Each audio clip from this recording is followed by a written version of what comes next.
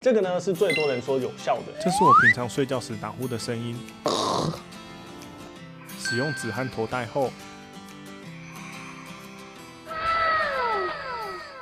打呼不只是会影响到自己的睡眠品质，也会影响到睡在你旁边的人。严重的话，甚至会导致睡眠呼吸中止症。像我自己就是一个每睡必打呼的人，尤其是现在变胖了，所以打呼又变得更严重了。有时候睡觉时都会被自己的打呼声吵醒，这是真的哦，完全没有在开玩笑哦。在测试前呢，先简单的介绍一下我这次准备的4种止鼾器，它们分别是用什么样的原理来改善打呼的。第一个呢，就是之前有开箱的止鼾舌套。前面有说到打呼是因为软腭及舌根的塌陷导致呼吸道阻塞所造成的，所以最直接的方式就是让舌根不要塌陷就好了。它的用法就是吸住你的舌头，直接把舌头强制吸住，就不会造成舌根的塌陷了。第二个是这个鼻塞式的电动止鼾器，它是充电式的，里面有2个小风扇，原理是透过风扇强制把空气吹进去，让呼吸可以正常，有点像是阳压式呼吸器的概念呐。不过我这样一试，我觉得它的风超级弱的，所以我可以大胆猜测，我认为这个东西应该是没有效的啦。第3种是这一种装在牙齿上牙套式的，这个呢是最多人说有效的。那使用前呢，要先泡热水软化，然后咬出自己的齿龈，再放到冷水定型，在睡觉时把它咬住就好了。这个原理啊，是透过在睡觉的时候咬住这个牙套去固定下颚的位置，一样是可以让舌根不会向后塌陷的。第4个呢是这个头戴式的，对上去后道具上是种作用，它是透过弹力绳的方式去固定你的下颚，来让你的舌根不会塌陷。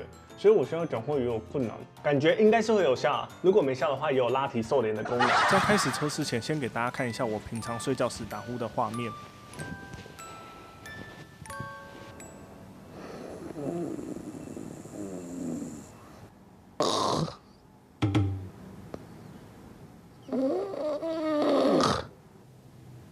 可以看到，短短的30分钟的睡眠里，我就有2次无法将空气吸入，打呼的声音更不用说了，几乎整段睡眠都在打呼。那么首先来测试这个之前有开箱过的止鼾舌套，看看现在效果如何。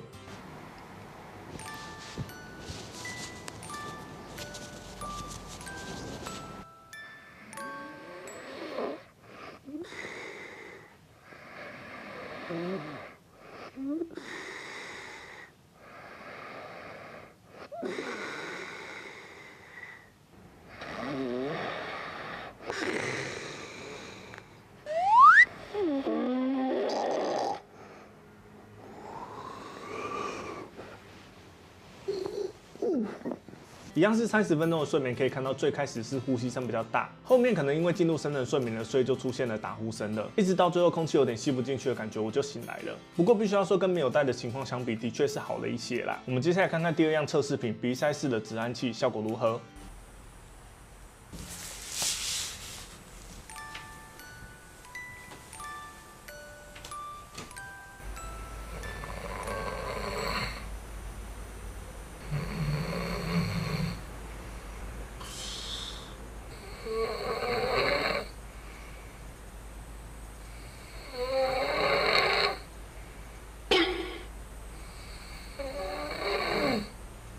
跟我前面预测的一样，完全没有效。从入睡时就一直开始打呼到结束，大家可以看到脖子的地方，很明显的可以感觉到在吸气的时候呼吸道是堵住的。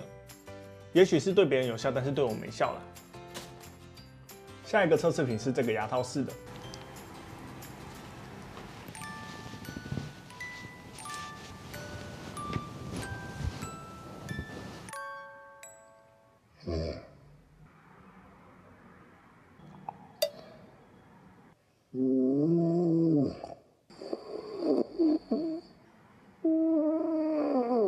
我必须说，它其实是有效的，但仅限于戴得住的情况下，可以说是完全没有打呼。但问题就是它会戴不住，只要在熟睡的情况下，它就一定会松掉，就会变成只有上颚有咬住，像是这样。最后一个测试品呢是这个头戴式的。